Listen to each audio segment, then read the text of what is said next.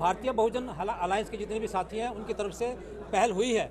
मैंने स्वयं कई बहुजन समाज पार्टी के बड़े बड़े नेताओं से बात की है और आज़ाद समाज पार्टी के नेताओं से भी मेरा संपर्क है, उनसे भी मैंने बात की है। अम्बेडकराइट पॉलिटिक्स करने वाले लोग हैं, जो अम्बेडकरवाद को मानने वाले लोग हैं, जो साइंटिफिक सोच रखने वाले लोग हैं, जो संविधान पर चलने वाले लोग हैं, वो इकट्ठा ना हो जाएं। इसीलिए क्योंकि अभी भी हमारे देश के अंदर 35% से ज़्यादा पॉपुलेशन अनपढ़ है और वो ज़्यादातर हमारे बहुजन समाज की पॉपुलेशन है। उनको 35% लोगों को बड़े आसानी से धर्म के नाम पर, पाखंड के नाम पर, मंदिरों के नाम पर बरगलाया जा सकता है। तो उनका ये टारगेट जो 35% हमारे समाज के जो अशिक्षित लोग हैं वो टारगेट है उनका, वो धर्म के नाम पर उनको बरगला कर अपनी विचारधारा के साथ जोड़ना चाहते हैं।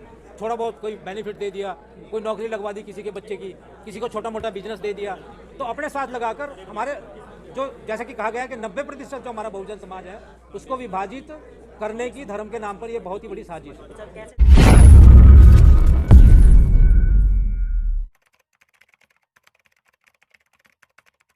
राजनीति बड़े हाशिए पर नजर आ रही है, क्या कहें? आपकी बात सही है कि भूतकाल में भी इस तरह के बहुजन पार्टियों के, बहुजन साथियों के अलायंस बनते रहे हैं, लेकिन कोई कॉन्क्रीट रिजल्ट सामने नहीं आया, ये बात सही है।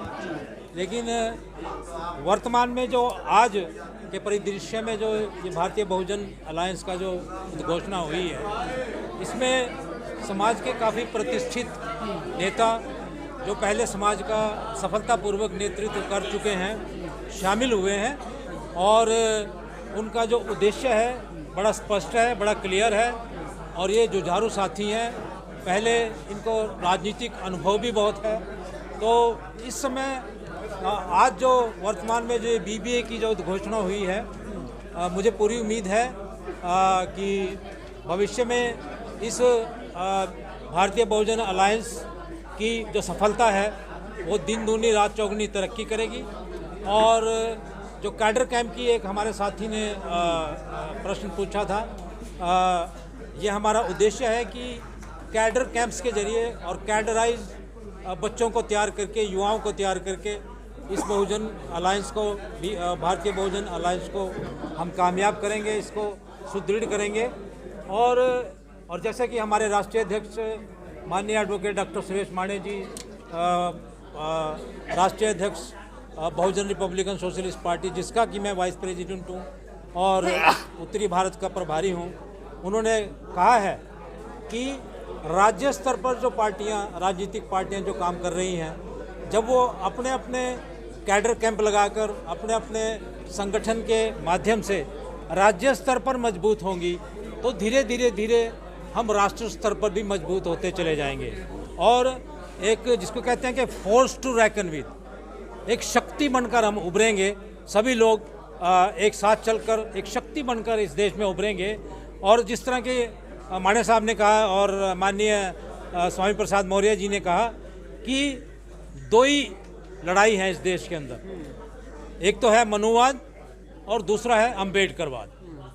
तो अम्बेडकराइट राजनीति और अम्बेडकराइट पॉलिटिक्स की लड़ाई हम लड़ रहे हैं। ये बात सही है कि इस समय हमारी उतनी शक्ति नहीं है, हम थोड़ा कमज़ोर हैं, लेकिन इसका ये मतलब नहीं कि भविष्य में हम ताकतवर नहीं हो सकते, भविष्य में हम शक्तिशाली नहीं हो सकते।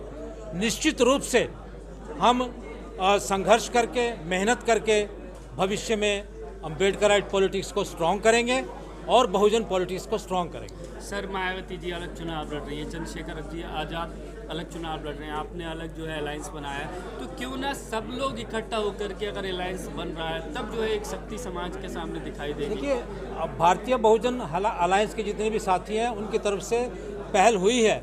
मैंने स्वयं कई बहुजन समाज पार्टी के बड़े बड़े नेताओं से बात की है और आज़ाद समाज पार्टी के नेताओं से भी मेरा संपर्क है, उनसे भी मैंने बात की है कि भाई आओ हम सब मिल के बैठते हैं, इकट्ठे चलते हैं। लेकिन यदि कुछ लोग किन्हीं कारणों से, मैं ये तो नहीं कहूँगा कि अपने स्वार्थी कारणों से, ये तो वो जाने, किन्हीं कारणों से यदि वो समाज को ना तो स्वयं आगे आकर संगठित करना चाहते हैं और अगर हम कुछ प्रयास करें तो उसमें हम शामिल नहीं होना चाहते, तो हमारे पास रास्ता क्या है?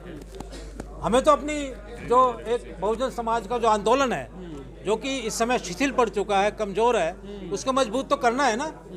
तो यदि आदरणीय बहन मायावती जी इस आंदोलन में हमारा नेतृत्व नहीं करती, ना शामिल होती हैं, तो फिर हमारे पास क्या और क्या चारा है? हमें तो काम करना है ना। लेकिन सर मौजूदा वक्त में जिस तरह से धर्म की राजनीति बहुत हावी है, तो उसमें कैसे आप जो है उसको टक्कर दे पाएंगे? देखिए, ये जो धर्म की राजनीति इसलिए चलाई जा रही है इस देश के अंदर कि जो अम्बेडकराइट पॉलिटिक्स करने वाले लोग हैं, जो अम्बेडकरवाद को मानने वाले लोग हैं, जो साइंटिफिक सोच रखने वाले लोग हैं, जो संविधान पर चलने वाले लोग हैं, वो इकट्ठा ना हो जाएं। इसलिए क्योंकि अभी भी हमारे देश के अंदर 35% से ज़्यादा पॉपुलेशन अनपढ़ है और वो ज़्यादातर हमारे बहुजन समाज की पॉपुलेशन है। उनको 35% लोगों को बड़े आसानी से धर्म के नाम पर, पाखंड के नाम पर, मंदिरों के नाम पर बरगलाया जा सकता है। तो उनका ये टारगेट जो 35% हमारे समाज के जो अशिक्षित लोग हैं, वो टारगेट है उनका। वो धर्म के नाम पर उनको बरगला कर अपनी विचारधारा के साथ जोड़ना चाहते हैं। थोड़ा बहुत कोई बेनिफिट दे दिया, कोई नौकरी लगवा दी किसी के बच्चे की, किसी को छोटा मोटा बिजनेस दे दिया, तो अपने साथ लगाकर हमारे जो जैसा कि कहा गया है कि 90% जो हमारा बहुजन समाज है उसको विभाजित करने की धर्म के नाम पर ये बहुत ही बड़ी साजिश है। तो सर कैसे देखते हैं जो और बाकी पार्टियां संविधान बचाने की बात कर रही हैं, बहुजन उनके साथ दिखाया जा रहा है? नहीं, संविधान बचाने की जो पार्टियां जो भी बात कर रही हैं, हमें तो खुशी है। कोई भी राजनीतिक पार्टी जो संविधान बचाने की बात करती है, हमें खुशी है, वो हमारे साथ है या हमें साथ ले, साथ चल सब मिलकर राजनीति करें, समाज को सुगठित करें, संगठित करें, हमें तो खुशी है इस बात की। सर एक चीज़ BSP, Arya Samaj party, Sapa, Congress, BJP में जो वोटर हैं वो उनसे जुड़े हुए हैं। आपके पास ऐसा क्या है जिससे वो लोग आपसे जुड़े, आपके तरफ आएँ, आपके लोगों को जिताएं? आप इसके लिए कोई आपके पास कुछ है, क्या है? देखिए, कैसे आएंगे आपकी तरफ? ऐसा है कि संपूर्ण समाज ना तो किसी नेता के साथ होता है, ना किसी राजनीतिक पार्टी के साथ होता है, और जो एक फ्लोटिंग वोटर होता है, जो अनडिसाइडेड वोटर होता है, यदि उसको हम एक स्पष्ट, ईमानदार बहुजन राजनीति का, अम्बेडकराइट पॉलिटिक्स का रास्ता दिखाएं, अब अपनी ईमानदारी के बल पर उनसे संवाद स्थापित करने की कोशिश करें, तो निश्चित रूप से वो हमारे संवाद को समझेंगे और सुनेंगे। वो उनको पता है भी कौन इस समाज के अंदर, कौन सा नेता भ्रष्टाचार में संलिप्त है, कौन सा नेता झूठ बोलता है, कौन सा नेता बार बार जो है हमें बरगला कर हमारी वोट लेकर भाग जाता है, हमें बेच देता है। ऐसा बहुत बार हुआ है, हरियाणा में भी हुआ है। अब स्पष्ट रूप से मैं कहना चाहता हूँ कि समाज को एक ऐसे धड़े के साथ, एक ऐसी राजनीतिक पार्टियों के पास बेचा गया है, और ये बात आम चल रही है, जो कि हमारे ऊपर ही अत्याचार करते हैं।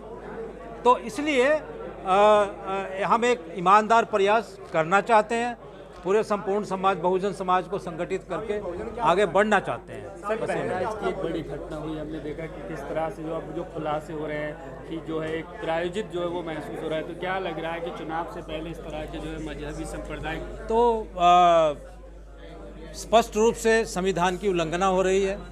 बुलडोजर सरकार चल रही है। बुलडोजर क्या है? बुलडोजर किसका प्रतीक है? बुलडोजर तो आतंकवाद का प्रतीक है, और बुलडोजर जो है तानाशाही का प्रतीक है। बुलडोजर गैर संविधानिक जो ताकतें हैं, जो अपना संविधान के मुताबिक राज नहीं चलाना चाहती हैं, उसका प्रतीक है। तो बुलडोजर सरकार को तो चुनौती देनी है, जो हमारे संविधान को बुलडोजर के जरिए चुनौती दे रहा है, गरीब लोगों के घर तोड़ रहा है। बड़ी मेहनत से एक छोटी सी झोंपड़ी कोई बनाता है, एक छोटा सा कोई घर बनाता है, उसको बुलडोजर भेजकर उसके घर को तोड़वा दो, उसके बच्चे कहाँ जाएंगे? इससे देश का भी नुकसान हो रहा है। वो बच्चे क्या करेंगे? चोर उचक्के बनेंगे, डकैत बनेंगे, कुछ और क्राइम में संलिप्त होंगे, क्योंकि रहने के लिए जगह तो कोई है नहीं।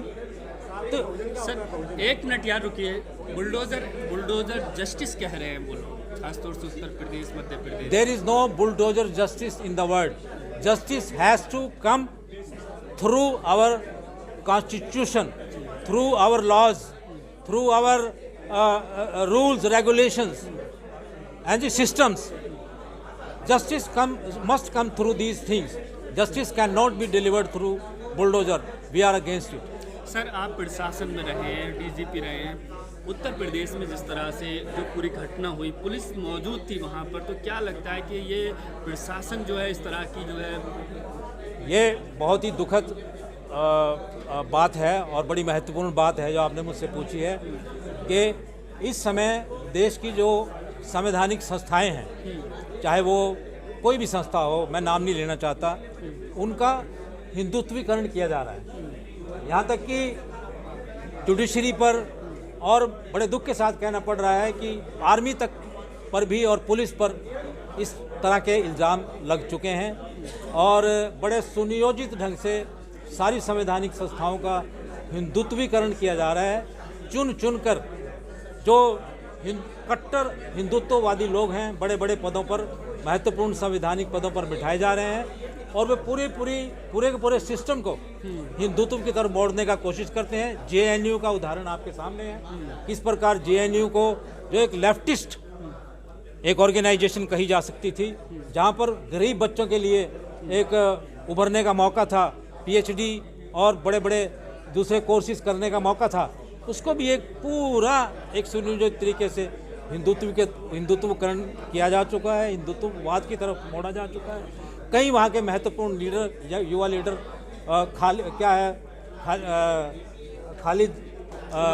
उमर खालिद पिछले 4 साल से जेल में है? तो उसके मानवाधिकारों का क्या? वो जेल से बाहर क्यों नहीं आ पा रहा है? सर एक अखबार ने स्टिंग ऑपरेशन किया और उसमें 2 लड़के कह रहे हैं कि पुलिस ने 2 घंटे की अनुमति दी थी हमें। बड़ी देखिए, ये पहली बार नहीं हुआ है। जब एक भारतीय जनता पार्टी सरकार का एक मंत्री स्टेज से कह सकता है, एक चुनावी रैली में कह सकता है कि देश के गद्दारों को गोली मारो सालों को, तो गोली मारने का क्या मतलब है? संविधान नहीं है क्या इस देश के अंदर? क्या न्यायालय खत्म हो गए हैं इस देश के अंदर? गोली मारो सालों को किसने इनको पावर दी कि गोली मारो सालों को? तो ये तो एक सुनियोजित ढंग से पुलिस का भी जो है हिंदुत्वीकरण उत्तर प्रदेश में हो चुका है। इसी वजह से जो है फ्री हैंड दिया जाता है पुलिस को। कुछ समय के लिए दिल्ली में भी दिया गया था, दिल्ली के दंगों में भी पुलिस को फ्री हैंड दिया गया था और बाद में हाई कोर्ट ने उसका संज्ञान भी लिया एक वीडियो का कि किस प्रकार एक बच्चे को, मुस्लिम बच्चे को मारने में पुलिस वाले संलिप्त थे, उसका संज्ञान लिया गया है ना। सर 1 मिनट रुकिए यार, इंटरफेयर मत कीजिए। सर बहराइच की जो घटना हुई उसके बाद से हमने देखा कि ये सवाल खड़ा हो रहा है कि हिंदुओं की शोभा यात्रा पर ही क्यों पत्थरबाजी होती है? ये तो एक साजिश भी हो सकती है। मैं तो पुलिस वाला हूँ, मैं तो इन चीज़ों को बड़ी गहराई से समझता हूँ।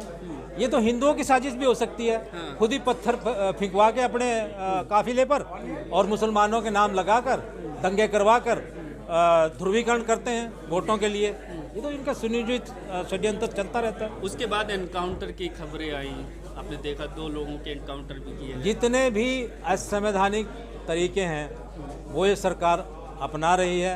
हालांकि आदरणीय मोदी जी तो संविधान को चूमते भी हैं, माथे को भी लगाते हैं, लेकिन धरातल पर सारी की सारी असंवैधानिक बातें इस संस्था द्वारा, राष्ट्रीय स्वयंसेवक संघ द्वारा, भारतीय जनता पार्टी द्वारा की जा रही हैं और जिसका कि विरोध होना चाहिए। देश के लोगों को, बहुजन समाज को, अम्बेडकराइट लोगों को एक संगठित होने की ज़रूरत है, एक ताकत बनकर उभरने की ज़रूरत है ताकि इन प्रतिक्रियावादी ताकतों को चुनौती दी जा सके। सर हिंदू राष्ट्र की बात कही जाती है, उनको पूछने में हिंदू लेके पूरे सवाल कर रहे हो, हिंदू मुस्लिम। 1 मिनट नहीं, 2 खेमे बढ़ गया है, ठीक है, उसको कैसे घाव मिटाएंगे?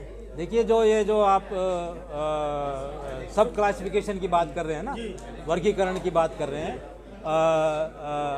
हम अम्बेडकरवादी लोग जो संविधान को मानते हैं और जो हमारी राजनीतिक पार्टी है बहुजन रिपब्लिकन सोशलिस्ट पार्टी, उसका एक स्टेटेड स्टैंड है कि हम इसके सब क्लासिफिकेशन के खिलाफ हैं, क्योंकि इसका कोई एम्पिरिकल आधार नहीं है, इसकी कोई गणना नहीं हुई है कि भाई कौन से समाज के कितने लोग नौकरी में गए हैं, कौन से समाज के कितने लोग MBBS में गए हैं, कौन से समाज के कितने लोग जुडिशरी में गए हैं, इसकी तो कोई गणना नहीं है।